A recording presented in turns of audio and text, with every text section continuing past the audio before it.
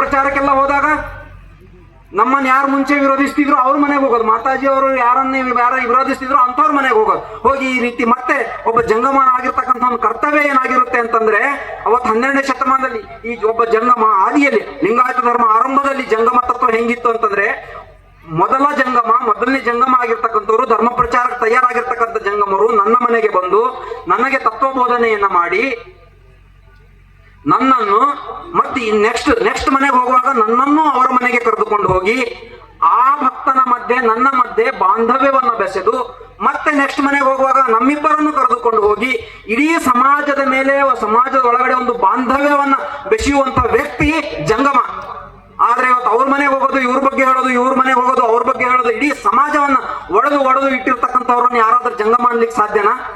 ಅಂಥವ್ರನ್ನ ಭಕ್ತರಾದ್ರೆ ಹೆಂಗೆ ಅಕ್ಸೆಪ್ಟ್ ಮಾಡ್ತಾರೆ?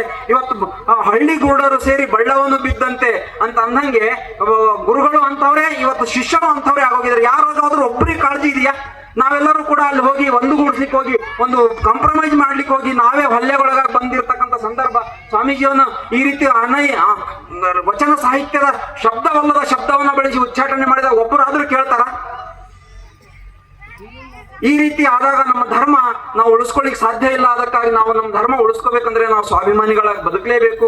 ಹೊಸ ಟ್ರ್ಯಾಕು, ಹೊಸ ಲೈನ್ ಅಲ್ಲಿ ನಮ್ಮ ಟ್ರೈನ್ ನಾವು ಓಡಿಸ್ಲೇಬೇಕಾಗುತ್ತೆ. ಎಲ್ಲಿವರೆಗೆ ಮೂಲ ಟ್ರೈನ್ ತನ್ನ ನೈಜವಾಗಿರ್ತಕ್ಕಂಥ ಗುರಿಯನ್ನ ಹೊಂದುವುದಿಲ್ಲೋ, ನಾನು ಇಂಥ ಡೆಸ್ಟಿನೇಷನ್ಗೆ ನಾನು ಮುಟ್ತೀನಿ ಅಂತಕ್ಕಂಥದ್ದು ಅದಕ್ಕೆ ಗುರಿ ಇರೋದಿಲ್ವೋ ಅಂತ ಅಲ್ಲಿವರೆಗೂ ನಾವು ನಮ್ಮ ಗುರಿಯನ್ನು ಮುಟ್ಲಿಕ್ಕೆ ನಾವು ಹೊಸ ಟ್ರೈನ್ ಅನ್ನು ಓಡಿಸ್ಲೇಬೇಕಾಗುತ್ತೆ, ಅದನ್ನು ಕೂಡ್ಲೇಬೇಕಾಗುತ್ತೆ. ಅಂಥ ಹೊಸ ಟ್ರೈನೇ ಈ ಸ್ವಾಭಿಮಾನಿ ಶರಣ ಮೇಳ. ಅದಕ್ಕಾಗಿ ಇಂಥ ಸ್ವಾಭಿಮಾನಿ ಶರಣ ಮೇಳದಲ್ಲಿ ತಾವು ಸ್ಪಷ್ಟವಾದ ಗುರಿಯೊಂದಿಗೆ ಮುನ್ನಡಿತಕ್ಕಂಥ ಎಲ್ಲ ಸ್ವಾಭಿಮಾನಿ ಪೂಜ್ಯರಿಗೂ ಹಿರಿಯರಿಗೂ ಸಭೆಯಲ್ಲಿ ಸಮಾವೇಶವಾಗಿರ್ತಕ್ಕಂಥ ಎಲ್ಲ ಸ್ವಾಭಿಮಾನಿ ಶರಣ ತಂದೆ ತಾಯಿಗಳ ಶ್ರೀಪಾದಕ್ಕೆ ನನ್ನ ಅನಂತ ಶರಣಾರ್ಥಿಗಳನ್ನು ಸಲ್ಲಿಸಲಿಕ್ಕೆ ಇಷ್ಟಪಡ್ತಾ ಇದ್ದೇನೆ. ಅದಕ್ಕಾಗಿ ಧರ್ಮಗ್ರಂಥದ ಬಗ್ಗೆ ಯಾರು ಹೆದರ್ಬೇಕಾಗಿಲ್ಲ. ಒಂದು ವೇಳೆ ಮಾತಾಜಿಯವರು ಕೊಟ್ಟಿರ್ತಕ್ಕಂಥ ಜ್ಞಾನ ಇದೆ ನಮ್ಮ ಹತ್ರ. ಅವರು ಒಂದು ದಾಸೋಹವೆಂಬ ಸೋಹೆಗೊಂಡು ಗುರುವ ಕಂಡೆ, ಲಿಂಗವ ಕಂಡೆ, ಜಂಗಮವ ಕಂಡೆ, ಪ್ರಸಾದವ ಕಂಡೆ ಅಂತ ಹೇಳ್ಬಿಟ್ಟು ಕೇವಲ ಒಂದು ದಾಸೋಹದ ಮೂಲಕ ನಾನು ಇಡೀ ಲಿಂಗಾಯತ ಧರ್ಮವನ್ನ ಅರ್ಥಕೊಂಡೆ ಅಂತಕ್ಕಂಥ ಮಾತನ್ನ ನಮ್ಮ ಆದಿಶರಣರು ಹೇಳ್ತಾರೆ. ಯಡಿಯೂರು ಸಿದ್ಧಲಿಂಗೇಶ್ವರ ವಚನದಲ್ಲಿ ಬರುತ್ತೆ. ಅದಕ್ಕಾಗಿ ಈ ರೀತಿ ಮಾತಾಜಿಯವರು ಕೊಟ್ಟಿರ್ತಕ್ಕಂಥ ಜ್ಞಾನ ಇದೆ, ಸಣ್ಣ ಸಣ್ಣ ಸಂಜ್ಞೆಗಳಿವೆ. ಅದಕ್ಕಾಗಿ ಒಂದು ವೇಳೆ ಅವರು ಆ 1500 ಪುಟಗಳು ಕೊಟ್ಟರೆ ಅದರಲ್ಲಿ ಮತ್ತೇನಾದರೂ ಕೊರತೆ ಇದ್ರೆ ಆ ಧರ್ಮಗ್ರಂಥ ರೆಡಿ ಆಗ್ಲಿಕ್ಕೆ ಕೇವಲ 1-2 ವರ್ಷದಲ್ಲಿ ರೆಡಿ ಆಗುತ್ತೆ. ಇಲ್ಲ ಅಂತಂದ್ರೆ ಅದಕ್ಕೆ ಮತ್ತೆ ಅಪಾರವಾದ ಅಧ್ಯಯನ ಬೇಕು, ಸಾಕಷ್ಟು ಅಧ್ಯಯನ ಬೇಕು. ಈಗ ನನಗೆ ಸಾಕಷ್ಟು ನಾನು ರಾತ್ರಿ ಹಗಲು ಅದೇ ಚಿಂತೆ. ರಾತ್ರಿ 2 ಗಂಟೆಗೆ ಎಚ್ಚರ ಆದ್ರೂ ಕೂಡ ನಾನು ಅದನ್ನೇ ಏನೋ ನೋಡ್ಕೊಂಡು ಕುಂತಿರ್ತೀನಿ, ಏನೋ ಮಾಡ್ಕೊಂಡು ಕುಂತಿರ್ತೀನಿ. ಒಂದ್ಸಲ ನಿದ್ದೆ ಹೋಯ್ತಂದ್ರೆ ಮುಗ್ದೋಯ್ತು. ಆದ್ರೆ ಅದಕ್ಕೆ ಅಧ್ಯಯನ ಸಾಕಷ್ಟು ಬೇಕು, ತಾಳ್ಮೆ ಬೇಕು. ನಮ್ಮ ಮನಸ್ಸು ಇನ್ನೂ ಪರಿಶುದ್ಧ ಆಗಬೇಕು, ಇನ್ನೂ ಇಷ್ಟಲಿಂಗ ಯೋಗದಲ್ಲಿ ಹೆಚ್ಚಿಗೆ ಮುಳುಗಬೇಕಾಗುತ್ತೆ. ಆದ್ರೆ ಧರ್ಮಗ್ರಂಥ ಒಂದು ವೇಳೆ ಇವರು ಯಾವುದೋ ರೂಪದಲ್ಲಿ ಮಾಡಿದ್ರು ಅದು ಕಲುಷಿತ ರೂಪದಲ್ಲಿರುತ್ತೆ.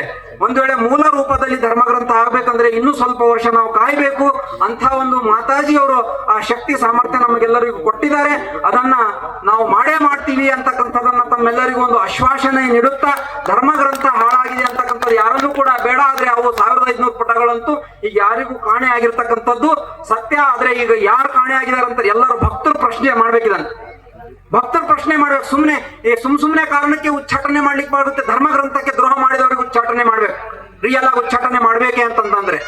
ಅದಕ್ಕಾಗಿ ಭಕ್ತರು ಜಾಗೃತ ಆಗ್ಬೇಕು. ಅದಕ್ಕೆ ನಾನು ಹೇಳ್ತೀನಿ ಯಾವಾಗಲೂ ಕೂಡ ಭಕ್ತರನ್ನು ಜಾಗೃತ ಮಾಡ್ಲಿಕ್ಕೆ ನಾನು ಬಹಳ ಪ್ರಯತ್ನ ಮಾಡಿದ್ದೀನಿ. ನನ್ನ ಮಾತಾಜಿಯವ್ರ ಲಿಂಗೈಕ್ಯರಾಗಿದ್ದ ನನ್ನ ಲೇಖನಗಳು ಉದ್ದಕ್ಕೂ ನನ್ನ ಮಾತಾಜಿಯವ್ರ ಲಿಂಗೈಕ್ಯರಾದ್ಮೇಲೆ ಬರೆದ 4 ಪುಸ್ತಕಗಳಲ್ಲಿಯೂ ಭಕ್ತರ ಜಾಗೃತಿ ಆಗ್ಬೇಕು ಅಂತ ಬಹಳ ಹೇಳಿದ್ದೀನಿ ನಾನು. ಕಾಯಕ್ಕಾಧಾರ ಭಕ್ತ, ಕರ್ಣಕ್ಕಾಧಾರ ಭಕ್ತ, ಲಿಂಗಕ್ಕಾಧಾರ ಭಕ್ತ, ಜಂಗಮಕ್ಕಾಧಾರ ಭಕ್ತ, ನಿನಗಾಧಾರ ಭಕ್ತ, ನನಗಾಧಾರ ಭಕ್ತ, ನಾನು ನೀನೆನ್ನದೆ ನಿರ್ಮಾಯನಾಗಿಪ್ಪನಯ್ಯ ಭಕ್ತನು ಇಂತಪ್ಪ ಭಕ್ತ ಸಂಗನ ಬಸವಣ್ಣನ ಶ್ರೀಪಾದಕ್ಕೆ ನಮೋ ನಮೋ ಎಂಬೆನಯ್ಯ ಸ್ವತಂತ್ರ ಧೀರ ಸಿದ್ಧಲಿಂಗೇಶ್ವರ. ಈ ರೀತಿ ಭಕ್ತನಿಗೆ ಬಹಳ ದೊಡ್ಡ ಶಕ್ತಿ ಇದೆ. ಭಕ್ತನು ತನ್ನ ಶಕ್ತಿಯನ್ನು ಅರಿತುಕೊಂಡು ಸನ್ಮಾರ್ಗದಲ್ಲಿ ನಡೀತಕ್ಕಂಥವರಿಗೆ ನಾವು ಸಪೋರ್ಟ್ ಮಾಡಿಕೊಂಡು ಆ ನಮ್ಮ ಧರ್ಮ ಕಾರ್ಯಗಳನ್ನು ನಾವು ಮುಂದುವರಿಸ್ಕೊಂಡು ಹೋಗೋಣ ಅಂತ ಶಕ್ತಿ ಸಾಮರ್ಥ್ಯ ಗುರು ಬಸವಣ್ಣರು ನಮ್ಗೆಲ್ಲರಿಗೂ ಕರುಣಿಸಲಿ. ಆದಷ್ಟು ಬೇಗ ಧರ್ಮಗ್ರಂಥ ರೆಡಿ ಆಗಲಿ ಅಂತಕ್ಕಂಥ ಸಂಕಲ್ಪವೇ ನಮ್ಮದು ಕೂಡ ಇದೆ. ಅದಕ್ಕೆ ಸ್ವಲ್ಪ ಅಧ್ಯಯನ ಮಾಡ್ಲಿಕ್ಕೆ ಸ್ವಲ್ಪ ಸಿಕ್ಕರೆ ಅದು ಕೇವಲ 1-2-3 ವರ್ಷದಲ್ಲಿ ಮೋಸ್ಟ್ಲಿ ರೆಡಿ ಆಗುತ್ತೆ. ಅದಕ್ಕೆ ನಮ್ಮ ವಕೀಲ್ ಸಾಹೇಬರು ಬಂದಿದ್ದಾರೆ ಇಲ್ಲಿ, ಅವ್ರಿಗೆ ಗೊತ್ತಿದೆ ಸಂವಿಧಾನದ ಬಗ್ಗೆ. ಮಾಣೂರೆ ಸರ್, ಅಶೋಕ್ ಮಾಣೂರೆ ಸರ್ ಬಂದಿದ್ದಾರೆ. ಅವರಿಗೆ ಹಾರ್ದಿಕವಾದ ಸ್ವಾಗತ ಕೋರ್ತೇನೆ. ವೇದಿಕೆ ಮೇಲೆ ಬರ್ಬೇಕು ದಯವಿಟ್ಟು. ಬರ್ರಿ. ಸಂವಿಧಾನ ಒಂದು ಮೂಲ ಫಂಡಮೆಂಟಲ್ಸ್ ಇರ್ತವೆ. ಒಂದು ಸಂವಿಧಾನ ಅಂತಂದ್ರೆ ಅದ್ರಲ್ಲಿ ಒಂದು ಫಂಡಮೆಂಟಲ್ ಎಲ್ಲ ಇರ್ತವೆ. ಒಂದು ಅದು ಸಣ್ಣ ಬುಕ್ ಇರುತ್ತೆ ಇಷ್ಟು. ಅದ್ರದ್ದು ಡಿರೈವ್ಡ್ ಅಂದ್ರೆ ಇನ್ನು ಅಡಿಷನಲ್ ಅಂತ ಏನಿರ್ತವೆ, ಅಡಿಷನಲ್ ಸ್ಟ್ಯಾಚ್ಯುಟರಿ ರೂಲ್ಸ್ ಅಂತ ಇರ್ತವೆ. ಈಗ CPC ಏನಿದೆ ಅಲ್ಲ, IPC ಇಂಡಿಯನ್ ಪೀನಲ್ ಕೋಡ್ ಅಥವಾ ಈ ಕ್ರಿಮಿನಲ್, ಇವೆಲ್ಲ ಬೇರೆ ಬೇರೆ ಒಂದು ಕೋಡ್ ಇರುತ್ತೆ. ಒಂದೊಂದು ಡಿಪಾರ್ಟ್ಮೆಂಟ್ಗೆ ಒಂದೊಂದು ಸಪರೇಟ್ ಮತ್ತೆ ಸಂವಿಧಾನ ಇರುತ್ತೆ. ಈಗ ನಮ್ಮ ರೈಲ್ವೆಗೆ ಒಂದು ಇಂಜಿನಿಯರಿಂಗ್ ಕೋಡ್ ಅಂತ ಇರುತ್ತೆ. ಅವೆಲ್ಲವೂ they are all derived from main constitution. ಯಾವುದೇ ಒಂದು ಹೊಸ ಕಾನೂನು, ಹೊಸ ಸಿದ್ಧಾಂತ ಏನೇ ಮಾಡ್ಬೇಕಂದ್ರೂ ಕೂಡ ಅವೆಲ್ಲವೂ ಕೂಡ ಮೂಲ ಸಂವಿಧಾನಕ್ಕೆ ಧಕ್ಕೆ ಆಗದಂತೆ ಮಾಡ್ಬೇಕು. ಹಾಗೆ ಆ ಧರ್ಮ ಗ್ರಂಥದ ಒಂದು ಮೂಲ ಸಂವಿಧಾನ ರೂಪದಲ್ಲಿ ಮಾತಾಜಿಯವರು ಕೊಟ್ಟಿದ್ದಾರೆ. ಅದಕ್ಕೆ ಸ್ಟ್ಯಾಚ್ಯುಟರಿ ಆಗಿರ್ತಕ್ಕಂಥ ಕೆಲವೊಂದು ಗ್ರಂಥಗಳು ಬರಬೇಕಾಗಿದೆ. ಅಂತಹ ಗ್ರಂಥದ ಒಂದು ತಯಾರಿಕೆಯಲ್ಲಿ ನಾನಿದ್ದೇನೆ. ಅದು ಆದಷ್ಟು ಬೇಗ ಕೂಡ ಆಗುತ್ತೆ ಅಂತಕ್ಕಂಥ ಆಶ್ವಾಸನೆಯೊಂದಿಗೆ ತಮ್ಮೆಲ್ಲರ ಆಶೀರ್ವಾದವೂ ಕೂಡ ಇರಲಿ ಅನ್ನೋ ಒಂದು ಭಾವನೆಯೊಂದಿಗೆ ನನ್ನ ಮಾತುಗಳನ್ನು ಮುಗಿಸ್ತಾ ಇದ್ದೇನೆ. ಸರ್ವರಿಗೂ ಶರಣಾರ್ಥಿಗಳು.